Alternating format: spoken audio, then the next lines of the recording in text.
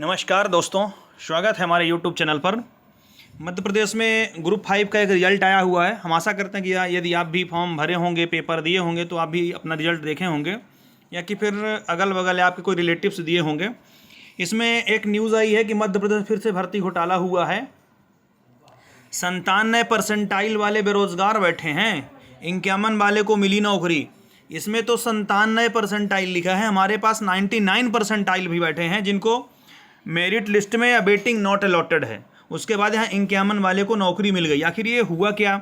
अब किसी को ये भी पता नहीं चल पा रहा कि वो उसके मार्क्स कितने हुए या किसको कितने मार्क्स वालों को नौकरी मिली है, कितने वालों को नहीं मिली, कुछ पता ही नहीं चल रहा। अब जिसका है उसी बस को वो नंबर क्लियर पता होंगे कि उसके नंबर कितने आए थे। तो ये एक गड़बड़ सिस्टम है। ये परसेंटाइल वाला बहुत कुछ क्लियर समझ में नहीं आ रहा। गड़बड़ तो नहीं कह सकते हम, लेकिन क्लियर समझ में नहीं आ रहा कि जो मेरिट में हैं 100 में 100 वाले, वो क्या 100 में 100 पा सकते हैं इतने सारे लोग, और 99 परसेंटाइल जो आ रहे हैं उनका क्यों नहीं हो पा रहा कि किसके कितने मार्क्स थे एक्चुअल में, वो पता नहीं चल पा रहा है। चलिए पूरी खबर आपको हम दिखाते हैं। मध्य प्रदेश में एक बार फिर प्रतियोगी परीक्षाओं की पारदर्शिता पर सवाल खड़े हो गए हैं। व्यापम के बदले नाम से पहचाने जा रहे मध्य प्रदेश कर्मचारी चयन मंडल यानी कि ईएसबी ने संयुक्त भर्ती परीक्षा 2024 के बाद जो चयन सूची जारी की, उसने मेधावी अभ्यर्थियों को हिला कर रख दिया है। आरोप है कि 97 परसेंटाइल जैसे उच्च अंक लाने वाले उम्मीदवारों को ना तो मेरिट में जगह मिली है और ना ही नियुक्ति।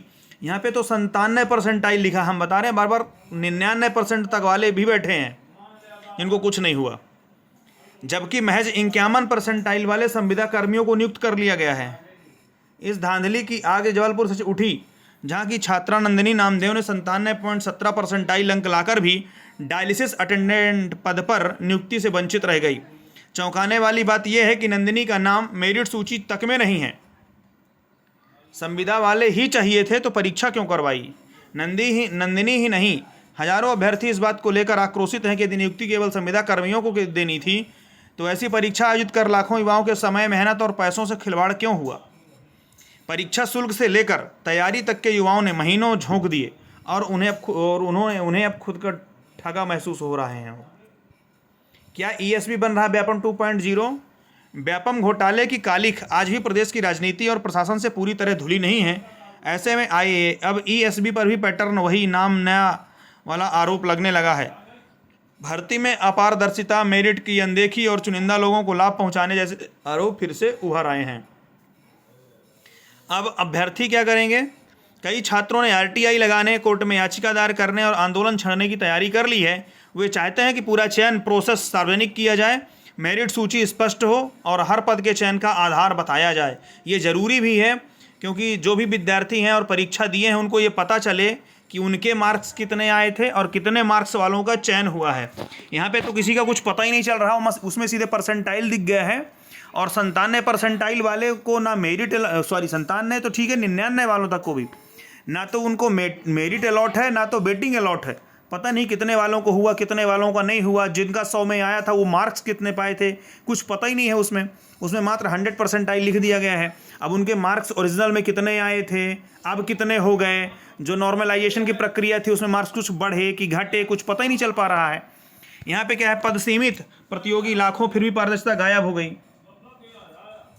ईएसबी द्वारा आयोजित इस परीक्षा में नर्सिंग ऑफिसर, स्टाफ नर्स के 55, फार्मासिस्ट ग्रेड 2 के 103, लैब टेक्नीशियन के 323, रेडियोग्राफर के 76, ओटी टेक्नीशियन के 144, ऑक्यूपेशनल थेरेपिस्ट के 5, ऑप्टोमेट्रिस्ट के 11, प्रोस्थेटिक एंड ऑर्थोमेटिक टेक्नीशियन के 3, स्पीच थेरेपिस्ट के 4, रेडियोथेरेपी टेक्नीशियन के 3। यहाँ पे थोड़ा सा इसको देख लेंगे अच्छे से। ये कुल पद थे। इन पदों के लिए 26 नवंबर 2024 को आवेदन पत्र भरने की प्रक्रिया प्रारंभ हुई थी, जिसकी अंतिम तिथि 10 दिसंबर थी। अनारक्षित वर्ग के अभ्यर्थियों से 500 रुपये लिया गया था और अन्य अभ्यर्थियों से 250 रुपये का शुल्क लिया गया था। परीक्षा जो है वो 10 जनवरी 2025 को 2 पालियों में आयोजित हुई थी। इन पदों पर चयन के लिए मेरिट और योग्यता का दावा करने वाले विभाग अब सवालों के घेरे में हैं, क्योंकि वास्तविक टॉपर बाहर हैं और कम अंक वालों को नियुक्त कर दिया गया है, वो भी केवल इस आधार पर कि पहले संविदा पर कार्यरत थे।